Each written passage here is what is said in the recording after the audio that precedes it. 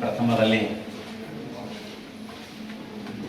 ಪರಮ ಪೂಜ್ಯ ಲಿಂಗೈಕ್ಯ ಚನ್ನವೀರ ಮಹಾಸ್ವಾಮಿಗಳನ್ನು ಸ್ಮರಿಸಿಕೊಂಡು, ಹಾಗೆಯೇ ನಮ್ಮ ಸಂಸ್ಥೆಯ ಅಧ್ಯಕ್ಷರು ಗುರುಕುಲ ಭಾಸ್ಕರ ಪರಮ ಪೂಜ್ಯ ಡಾಕ್ಟರ್ ಕಾರಂಗದೇವ ಶಿವಾಚಾರ್ಯ ಪಾದಗಳಿಗೆ ಕೊಡಮಟ್ಟು, ಅದರಂತೆ ನಮ್ಮ ಸಂಸ್ಥೆಯ ಉತ್ತರಾಧಿಕಾರಿಗಳಾದ ಡಾಕ್ಟರ್ ವಿಶ್ವಪ್ರಭುದೇವ ಶಿವಾಚಾರ್ಯ ಪಾದಗಳಿಗೆ ವಂದಿಸುತ್ತಾ,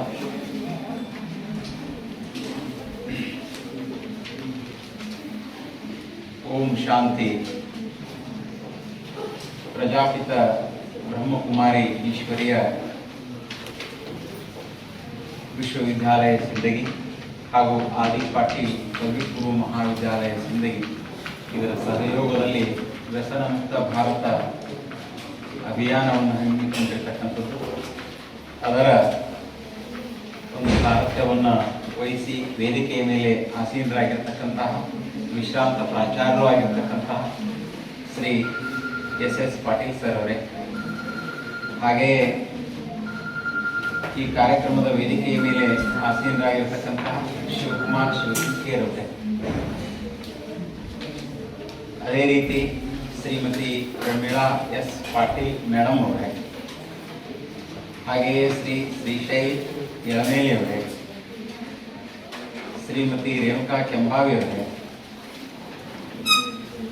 ಶ್ರೀಮತಿ ಅಂಬಾಬಾಯಿ ಶೆಟ್ಟಿ ಅವರೇ, ಶ್ರೀ ಪ್ರಶಾಂತ್ ಕೆಂಬಾವಿ ಅವರೇ, ಆಮೇಲೆ ನಮ್ಮ ಪ್ರಶಾಂತ್ ಕೆಂಬಾವಿ ಅವರ ಕುಮಾರಿಯಾಗಿರ್ತಕ್ಕಂತಹ ಖುಷಿ ಕೆಂಬಾವಿ ಅವರೇ, ಜಗದೀಶ್ ಬಿರಾದಾರ್ ಅವರೇ, ಎಲ್ಲರಿಗೂ ಈ ಒಂದು ಕಾರ್ಯಕ್ರಮದ ನಿಮಿತ್ತವಾಗಿ ತಮ್ಮೆಲ್ಲರಿಗೂ ನಮಸ್ಕಾರಗಳನ್ನು ತಿಳಿಸ್ತಾ, ಹಾಗೂ ಎಲ್ಲ ನನ್ನ ಮುಂದೆ ವಿದ್ಯಾರ್ಥಿನಿಯರು, ಪ್ರಥಮದಲ್ಲಿ ನಾನು ಒಂದು ಮಾತು ಹೇಳಿಕ್ಕೆ ಇಷ್ಟಪಡ್ತೀನಿ. ಭಾಳ ಚಂದ ಮಾತಾಡಿದ್ರೆ ಸರ್, ಎಷ್ಟು ಚಂದ ಮಾತಾಡಿದ್ರು ಅಂತಂದ್ರೆ ನೀವು ನಿಜಕ್ಕೂ ಅರಳಬೇಕು. ಹೇಗೆ ಅರಳಬೇಕು ಅಂದ್ರೆ ಭಾಳ ಸುಂದರವಾಗಿ ಅರಳಬೇಕು, ನಿಮ್ಮ ಮನಸ್ಸು ಅರಳಬೇಕು, ಅಷ್ಟು ಚಂದ ಹೇಳಿದ್ರು. ಅದಕ್ಕಾಗಿ ನನಗೊಂದು ಮಾತು ನೆನಪನ್ನು ಹೇಳ್ಬೇಕಂತ ಅನಿಸ್ತು. ಹಲವು ಮಾತೇನು ನೀನೊಲಿದು ಪಾದವ ನಿರೀಕ್ಷಿದ ನೆಲವೇ ಸುಕ್ಷೇತ್ರ, ಜಲವೇ ಪಾವನ ತೀರ್ಥ.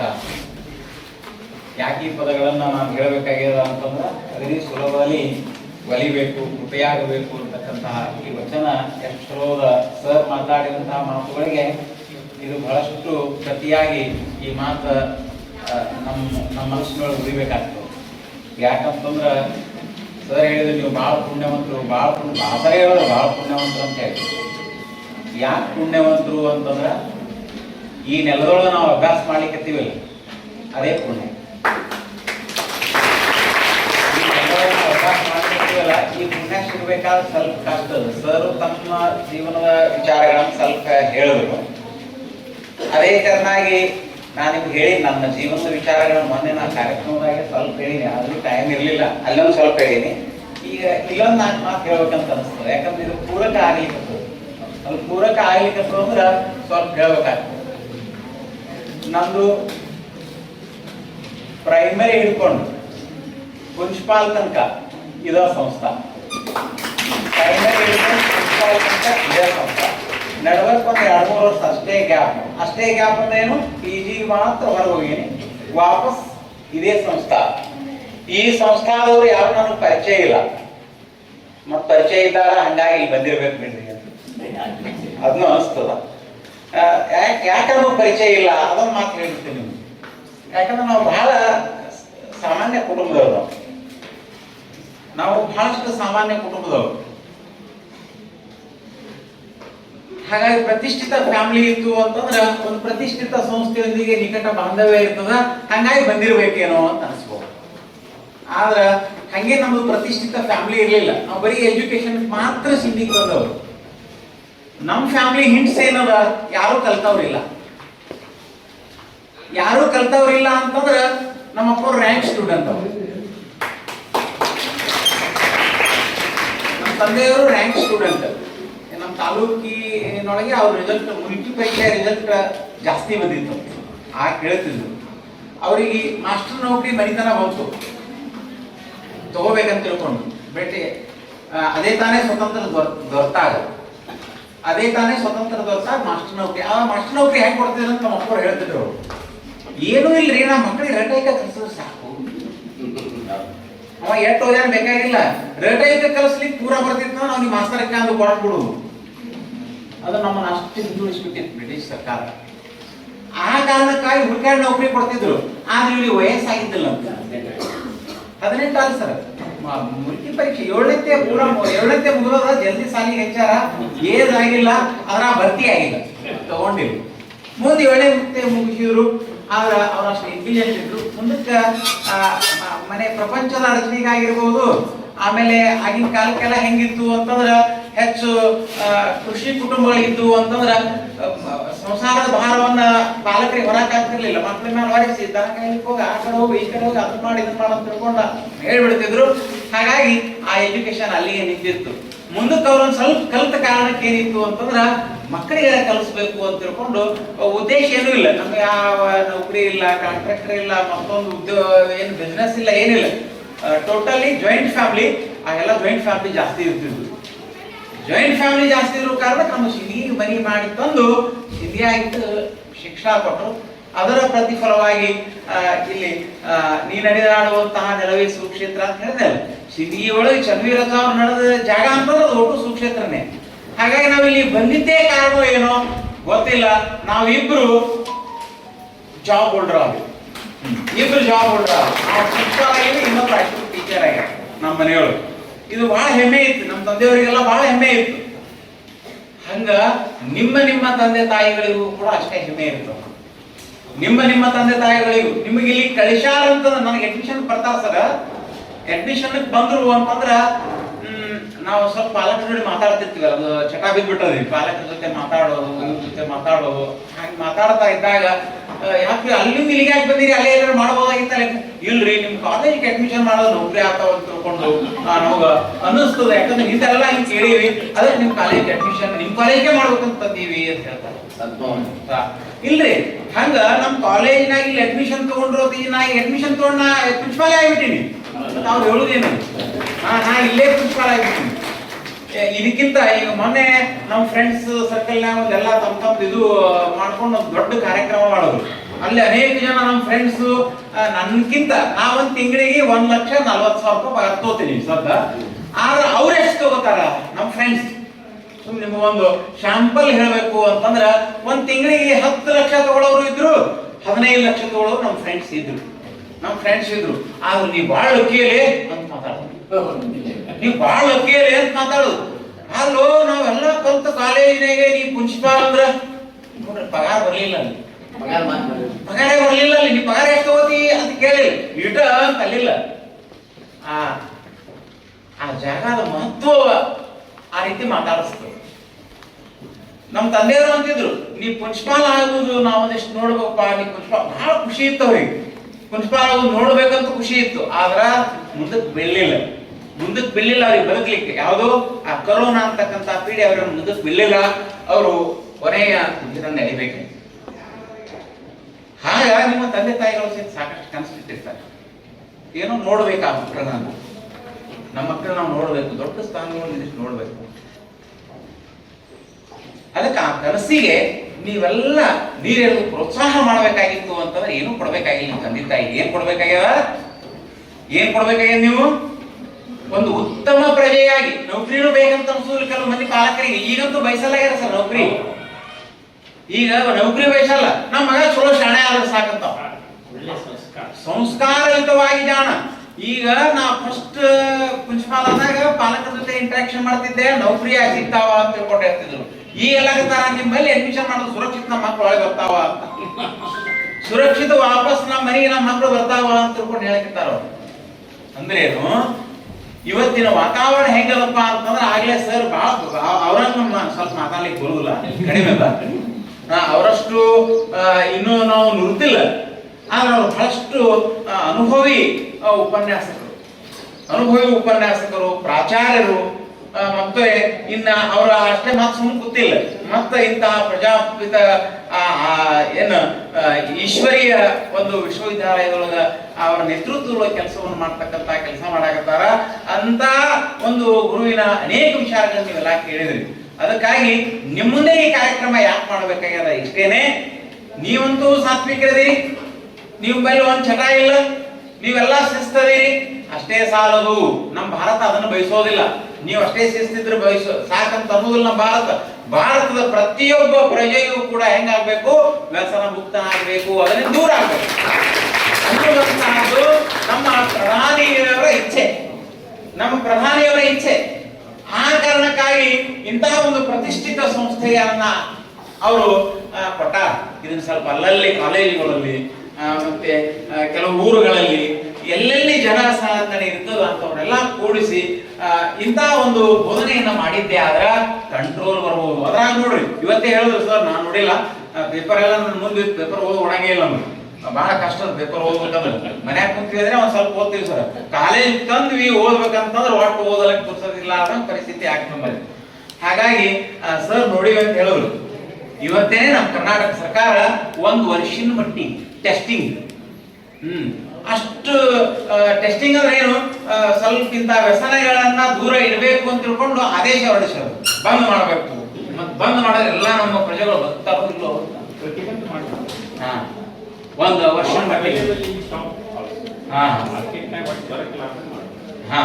ಅದನ್ನ ಮಾಡ್ಯಾರ. ಅದು ಅಗ್ನಿ ಶ್ಲಾಘನೀಯ, ಸರ್ಕಾರಕ್ಕೆ ಹ್ಯಾಂಡ್ಸ್ ಅಪ್ ಹೇಳ್ಬೇಕು. ಯಾಕಂದ್ರೆ ಎಷ್ಟೋ ಕುಟುಂಬಗಳು ಇವತ್ತೆಲ್ಲ ಹೆಂಗಾಗ್ಯಾವ ಅಂತಂದ್ರ ವ್ಯಸನವನ್ನ ಯಾರ್ಯಾರು ಮಾಡ್ತಾ ಇದ್ದಾರ ಅಂತ ಕುಟುಂಬದಲ್ಲಿರ್ತಕ್ಕಂತಹ ಪ್ರತಿಯೊಬ್ಬ ತಾಯಂದಿರು ಸಾಕಷ್ಟು ನೋವು ಅನುಭವಿಸ್ತಾರ, ಕಣ್ಣೀರ್ ಹಾಕ್ತಾವ.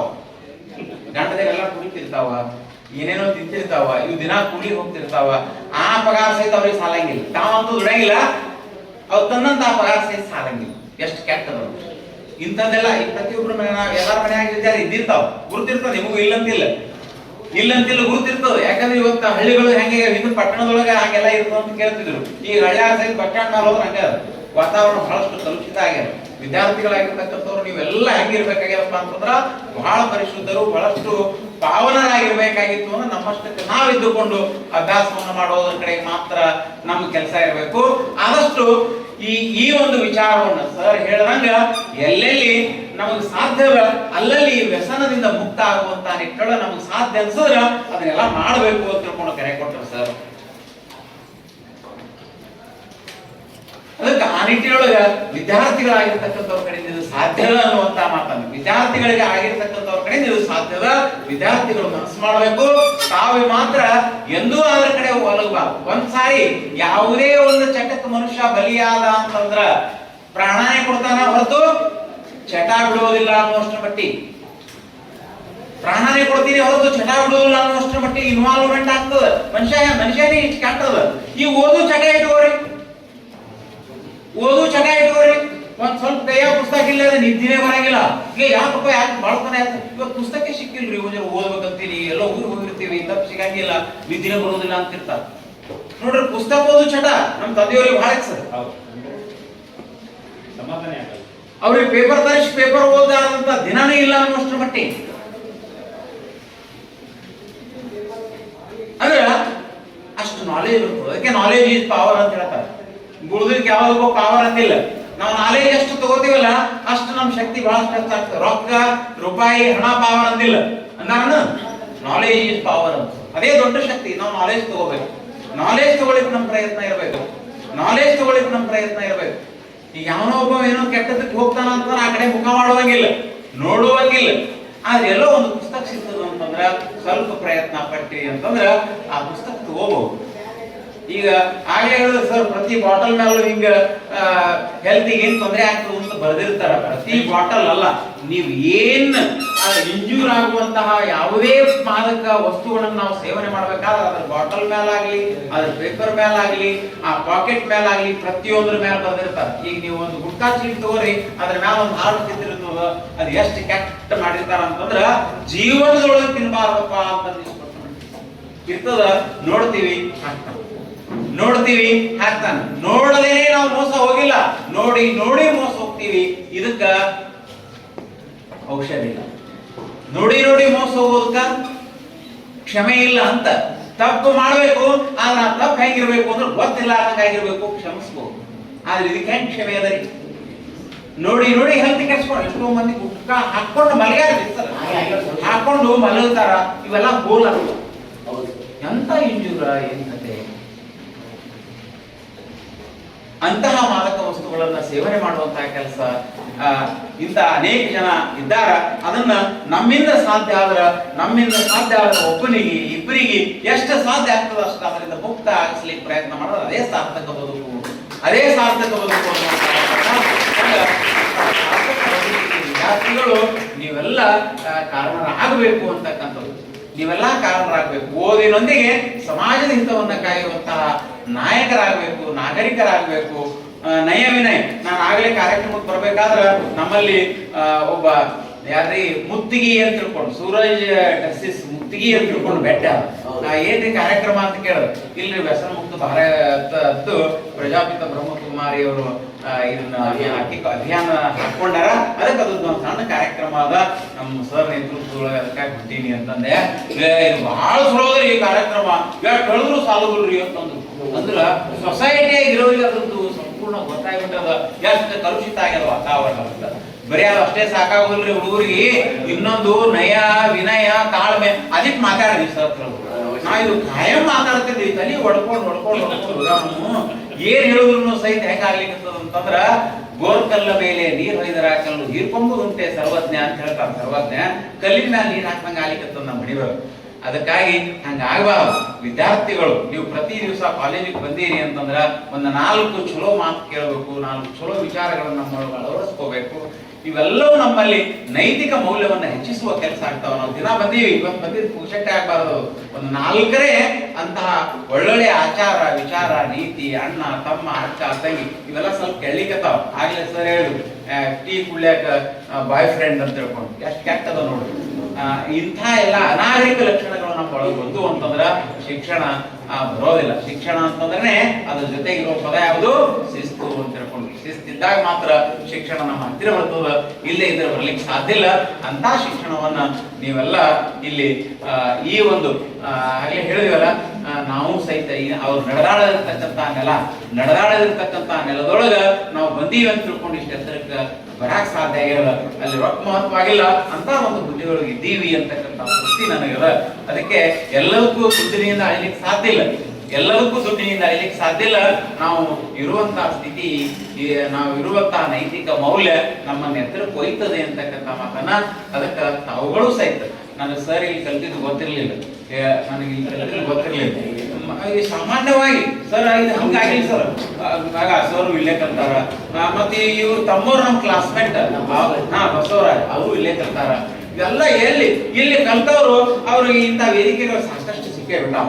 ಏನು ಯಾವುದೇ ಮೂಲದಿಂದ ವೇದಿಕೆ ಅವ್ರಿಗೆ ಸಿಕ್ಕೇ ಬಿಡ್ತದೆ, ಏನೂ ಪ್ರಶ್ನೆನೇ ಇಲ್ಲ.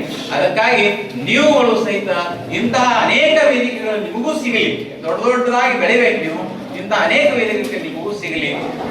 ಈ ಸಮಾಜ ಸುಧಾರಣೆಗೆ ನಿಮ್ಮದು ಒಂದಷ್ಟು ಏನು ಶಕ್ತಿ ಮೀರಿ ಪ್ರಯತ್ನ ಮಾಡುವಂತ ಆಗಲಿ ಅಂತ ತಿಳ್ಕೊಂಡು 4 ಮಾತುಗಳನ್ನು ಹೇಳಿಕ್ಕೆ ಅವಕಾಶ ಮಾಡಿಕೊಟ್ಟಿರ್ತಕ್ಕಂಥ SS ಪಾಟೀಲ್ ಸರ್ ಮೊನ್ನೆ ಬಂದು ನಮ್ಗೆ ಕೇಳಿದ್ರು, ಮೊದಲು ಮಾಡ್ರಿ ಸರ್, ಇದು ನಮ್ಗೆ ಬಹಳ ಬೇಕಾಗ್ಯದ, ಅತ್ಯವಶ್ಯಕದ ನಮ್ಗೆ. ಇದನ್ನ ಯಾಕೆ ಹೇಳಿದ್ರು, ಈ ಪುರಾಣ ಬೇಕಾದಷ್ಟು ಹೇಳಿದ್ರು ಮುಗಿದಿಲ್ಲ, ಅಷ್ಟು ಚಲೋ. ನಾವೆಲ್ಲ ಸುಣ್ಣ ಬಣ್ಣ ಮಾಡಿರ್ತೀವಿ, ಅದಕ್ಕೆ ಏನ್ ಮಾಡ್ತಾರ ಹುಡುಗರು ಚಾಪಿಸ್ಕೊಂಡು ಇಲ್ಲಿ ಏನ್ ಅಮಂಗಳು ಮಾಡ್ಬೇಕಾಗ ಅದನ್ನ ಮಾಡ್ಬಿಡ್ತಾರ. ಎಂಟ್ರನ್ಸ್ನಾಗ ಬರ್ತಾ ನೋಡಿರ್ಬೇಕು, ಅಲ್ಲಿ ಕೆಂಪ್ ಪೇಂಟ್ ಹಚ್ಚಿವಿ. ಯಾಕೆ ಕೆಂಪ್ ಪೇಂಟ್ ಹಚ್ಚಲಿಕ್ಕೆ ಒಂದು ಕಾರಣ. ಈಗ ನೀವು ಒಮ್ಮೆ ಏನಾದ್ರು ತಿಂದಿಗೆ ಉಗುಳಬಾರ್ದು ಮಹಾತ್ಮರ ಅಂತ ಹೇಳಿ, ಅದು ಉಗುಳಿದ್ರು ಕಾಣಬಾರ್ದು ಅಂತೇಳಿ ಮತ್ತೆ ಅದಕ್ಕೆ ಏನ್ ಮಾಡ್ಯಾರ, ಇವ್ರು ಬಿಳಿ ಏನು ಚಾಪಿಸ್ಕೊಂಡು ಮೂಡಿಸ್ಕೋತಾರೆ, ಮತ್ತೊಂದ್ ಸ್ವಲ್ಪ ಉಗುಳಿದ್ರು. ಇವೆಲ್ಲ ಒಂದು ಸರಸ್ವತಿಯ ಆಲಯ, ಇದು ಸರಸ್ವತಿಯ ಆಲಯಗಳು ನಾವು ಅದನ್ನ ಮಾಡಿದೀವಿ ಅಂತಂದ್ರೆ ನಮ್ಗೆ ಎಂದೂ ಹೊಲಿಲಿಕ್ಕೆ ಸಾಧ್ಯ ಇಲ್ಲ. ಅದಕ್ಕಾಗಿ ನಮ್ಮಲ್ಲಿ ಮೊದಲು ಬೇಕಾಗಿರ್ತಕ್ಕಂಥದ್ದು ನಮ್ಮ ಒಳ್ಳೆಯ ವ್ಯಕ್ತಿತ್ವ ವಿಕಸನ ಆಗ್ಬೇಕದು, ನಮ್ಮಲ್ಲಿ ಮೌಲ್ಯಗಳು ಬರಬೇಕು. ನಾವು ಒಂದ್ಸಾರಿ ಕರ್ಕೊಂಡು ಮಾಡಿಸೋರು ನಿಮ್ಮ ಗುರುಗಳು, ಆಮೇಲೆ ನಾವು ಒಂದು ಥೊಡೆ ದಿವಸ ಅವ್ರ ಕೊಲೀಗ್ಸ್ ಆಗಿ ಇದ್ವಿ ಅಂತ ತಿಳ್ಕೊಂಡು ನಾವು ಹೇಳಕ್ ಭಾಳ ಹೆಮ್ಮೆ ಅನಿಸ್ತದೆ. ಅವ್ರ ಕೊಲೀಗ್ಸ್ ಆಗಿ ಯಾಕಂತಂದ್ರೆ ನಾವು ಒಂದು ಕಾರ್ಯಕ್ರಮ ಇಟ್ಕೊಂಡಿದ್ದೀವಿ ಸರ್ ಇಲ್ಲೇ ಯಾವುದು ವಾರ್ಷಿಕ ಸ್ನೇಹ ಸಮ್ಮೇಳನ ಅಥವಾ ಪಠ್ಯಪೂರ್ವ ಚಟುವಟಿಕೆ ಏನೋ ಒಂದು ಕಾರ್ಯಕ್ರಮ ಇತ್ತು. ನಾವು ಉಪನ್ಯಾಸಕರಾಗಿ ಅದೇ ಬಂದಿದ್ದೀವಿ ಸರ್. ಮೋಸ್ಟ್ಲಿ 1 ವರ್ಷ 2 ವರ್ಷ ಆಗಿರ್ಬೇಕು. ಕಾರ್ಯಕ್ರಮದ ವೇದಿಕೆ ಎಲ್ಲ ಶೃಂಗಾರ ಎಲ್ಲ ನಡೆದಿತ್ತು. ಸಾಯಂಕಾಲ ನಾವು ಬಂದು ಅಲ್ಲಿ ನಿಂತಿದ್ವಿ. ನಮ್ದೇನು ಕೆಲಸ ಚೆನ್ನಾಗಿಲ್ಲ, ಬರೀ ಫಾಲೋ ಅಪ್ ಇತ್ತು ಅಂದ್ರೆ ಸರಿ ಆಗ್ತದೆ ಅಂತ ಹೇಳ್ಕೊಂಡು ಎಲ್ಲರೂ ಸಾಯಂಕಾಲ ಬರ್ತಿರ್ತೀವಿ ಸರ್ ನಾವು. ಅವೆಲ್ಲ ನಡೆದಿತ್ತು ಅಂದ್ರೆ ಆ ಟೈಮ್ಗಳು ಬಂದು ಹೀಗೆ ಒಂದಿಷ್ಟು ನಿಂತಿದ್ದೆ. ನಿಂತು ಅಲ್ಲಿ ಕರ್ಕೊಂಡ್ಮಠ ಸರ್ ಇದ್ರು, ಇಂಗ್ಲಿಷ್ ಲೆಕ್ಚರರು. ನಮ್ಮ ಮಹಾವಿದ್ಯಾಲಯದ ಇಂಗ್ಲಿಷ್ ಲೆಕ್ಚರರ್. ಅವರು ಅಲ್ಲಿ ನಿಂತಿದ್ರು, ಮಾತಾಡ್ಬೋದು, ಆ ಮಾತು ಈ ಮಾತು ಮಾತಾಡ್ತಿದ್ರು. ಅವ್ರ ಮನೆ ನಮ್ಮ ಮನೆ ಅಕ್ಕಪಕ್ಕ, ಬಹಳ ದೂರ ಇಲ್ಲ, ಬಹಳ ಸಮೀಪ, 1-2 ಪ್ಲಾಟ್ ಅಷ್ಟೇ ಅಂತರ. ನಾವು ಬಂದು ನಿಂತಿದ್ವಿ. 4-6 ಜನ ಲೆಕ್ಚರರ್ಸ್ ಇದ್ರು. ಮಾತಾಡ್ತಾ ಮಾತಾಡ್ತಾ ನಾವು ಒಂದ್ ಸ್ವಲ್ಪ ಅಲ್ಲೇ ಬಾಜುಕ ನಾವೇನು ಯಾವ ಊಟ ತಿಂದಿರ್ಲಿಲ್ಲ, ಏನಿಲ್ಲ. ಅದು ಯಾಕೆ ಉಳಿದೋ ಗೊತ್ತಿಲ್ಲ. ಒಂದಿಷ್ಟು ಕ್ಯಾಕರ್ ಶುರುಗಳೇ ನೋಡ್ರ ಒಮ್ಮೆ ಎಷ್ಟು ಬಂದ್ಬಿಡ್ತೇವೆ. ಆದ್ರೆ ಬೈದಿಲ್ಲ, ಯಾಕಂದ್ರೆ ಕೊಲೀಗ್ಸ್ ಆಗಿದ್ವಿ ಅಷ್ಟು. ಬೈತಿರ್ಲಿಲ್ಲ ಅವ್ರು. ಒಂದ್ಸಾರ ಅಕಸ್ಮಾತ್ ಹಂಗೆ ಸಿಕ್ಕರು ಕೊಟ್ಟೆ ಬಿಡ್ತಿದ್ರು. ನಮ್ಗೆ ಏನ್ ಬಿಡೆ ಇರ್ಲಿಲ್ಲ. ಅವ್ರ ಬಾಯಾಕೆಲ್ಲ ಇಂಗ್ಲಿಷ್ ಶಬ್ದಗಳು ಹಂಗ ಬಪಟ್ಟ ಆಗಿಬಿಟ್ಟಿದ್ವು. ಅಲ್ಲಿ ಮಾತಾಡ್ಬೇಕು, ಇಲ್ಲಿ ಮಾತಾಡಬಾರ್ದು ಅಂತ ಇರ್ಲಿಲ್ಲ, ಪಟ್ ಅಂತ ಬಂದೇ ಬಿಡ್ತಿದ್ವು. ಅದಕ್ಕಾಗಿ ನಾವು ಕೊಲೀಗ್ಸ್ ಆದಕ್ಕ ಹಂಗೆಲ್ಲ ಹೋಗ್ಬಾರ್ದು ಅಂತ ತಿಳ್ಕೊಂಡು ಅಗದಿ ನಮ್ಮ ಜಾಬ್ ಅನ್ಸ್ಬಿಡ್ತೀವಪ್ಪ ಅಂತ ಅನಿಸಿದ್ವಿ. ಮತ್ತು ನಾವು ಕಾಲೇಜಿಗೆ ಬಾಡಿ ಮೇಲೆ ಉಳ್ತೀವಿ, ನಾವು ಅಲ್ಲಿ ಉಳ್ತೀವಿ, ಇಲ್ಲಿ ಉಳ್ತೀವಿ ಅಂದ್ರೆ ಎಷ್ಟು ಅನಾಗರಿಕ. ಯಾವುದೇ ಒಬ್ಬ ವ್ಯಕ್ತಿ ಬಹಳ ಜಾಣರ ಮಾತಾಡ್ಬೇಕಾದ್ರೆ, ಇನ್ನೊಬ್ಬರಿಗೆ ಮಾತಾಡ್ಬೇಕಾದ್ರೆ, ಸಮೀಪದೊಳಗೆ ಮಾತಾಡ್ಬೇಕಾದ್ರೆ ಬಾಯಿ ಕೈ ಹಿಡಿತಾನ. ಭಾಳ ಶಾಣೆ ಇತ್ತಂದ್ರೆ ಅದು ಬರ್ತದೆ. ಭಾಳ ಶಾಣೆ ಇರ್ಬೇಕವ, ಹಿಂಗೆ ಬಾಯಿ ಕೈ ಹಿಡಿದು ಮಾತಾಡ್ತಾನ. ಇನ್ನು ಇರ್ಲಿಲ್ಲ ಅಂದ್ರೆ ಹೆಂಗ್ ಬೇಕಂಗ್ ಮಾತಾಡ್ತಾನ. ಅವ್ನು ಹುಳಿ ಹಿಡಿದು ಹುಚ್ಚಿ ಇಲ್ಲಾಕ್ ನಿಂತು ದೂರ ನಿಂತು ಮಾತಾಡ್ತಾನ. ಎಷ್ಟು ಕೆಟ್ಟದ ಒಬ್ಬರದು ಇನ್ನೊಬ್ಬರಿಗೆ ಹಂಗೆ ಸಿಡಿತದ ಅಂತಂದ್ರೆ ಅಷ್ಟು ಸೂಕ್ಷ್ಮದ. ನಾವು ಎಲ್ಲೋ ಉಗುಳ್ತೀವಿ, ಅನಾಗರಿಕತನ ನಡೀತೀವಿ ಅಂತಂದ್ರೆ ದೇವರು ಕ್ಷಮಿಸೋದಿಲ್ಲ. ಅದಕ್ಕಾಗಿ ವಿದ್ಯಾರ್ಥಿಗಳಾಗಿರ್ತಕ್ಕಂಥದ್ದು ವಿದ್ಯಾರ್ಥಿಗಳಾಗಿರ್ತಕ್ಕಂಥಕ್ಕೆ ಸ್ಟೂಡೆಂಟ್ ಲೈಫ್, ಗೋಲ್ಡನ್ ಲೈಫ್ ಅಂತ ಹೇಳ್ತಾರೆ. ನಮ್ಮ ಲೈಫಿನೊಳಗೆ ಯಾವತ್ತು ಚೆನ್ನಾಗಿ ಆಗದೇ ಇರತಕ್ಕಂಥ ವಿಷಯೊಳಗೆ ನೀವು ಈಗಾಗಲೇ ಪ್ರಮಾಣ ಮಾಡಿಬಿಟ್ಟು, ಈಗಾಗಲೇ ಸರ್ ಉತ್ಸಾಹ ಪ್ರಮಾಣ ಮಾಡಿಬಿಟ್ಟಿರಿ. ಆ ಪ್ರಮಾಣದ ತಕ್ಕಂತೆ ನಡೀತಿರ್ತಾನೆ, ನಡಿಬೇಕು. ಆ ದಿಶೆಯೊಳಗ ನಾವು ಅಷ್ಟೇ ಅಲ್ಲ, ನಮ್ಮ ಊರನ್ನ, ನಮ್ಮನ್ನ, ನಮ್ಮ ಮನೆಯನ್ನ ಜಾಗೃತರನ್ನಾಗಿಸ್ತೀವಿ ಅಂತ ತಿಳ್ಕೊಂಡು ನೀವು ಪ್ರಮಾಣ ಮಾಡಿರಿ. ಹಂಗೆ ನಡೀತೀವಿ ಅಂತ ತಿಳ್ಕೊಂಡು ನನ್ನ ಒಂದು ಭಾವನೆಯು ಕೂಡ ಉಂಟು. ನಮ್ಮೆಲ್ಲರಿಗೂ ಒಳ್ಳೆಯದಾಗಲಿ. SS ಪಾಟೀಲ್ ಸರ್ ಅವರಿಗೆ ನಾನು ತುಂಬಾ ಧನ್ಯವಾದ ಹೇಳಬೇಕು. ಭಾಳ ಚಲೋ ಮಾತಾಡೋದು. ಅದಕ್ಕಾಗಿ ತುಂಬ ಹೃದಯ ಧನ್ಯವಾದಗಳನ್ನು ಮತ್ತೊಮ್ಮೆ ಅವರಿಗೆ ನಾನು ಅರ್ಪಿಸ್ತಾ ನನ್ನ 2 ಮಾತುಗಳನ್ನು ಮುಗಿಸ್ತಾ ಇದ್ದೀನಿ. ನಮ್ಮೆಲ್ಲರಿಗೂ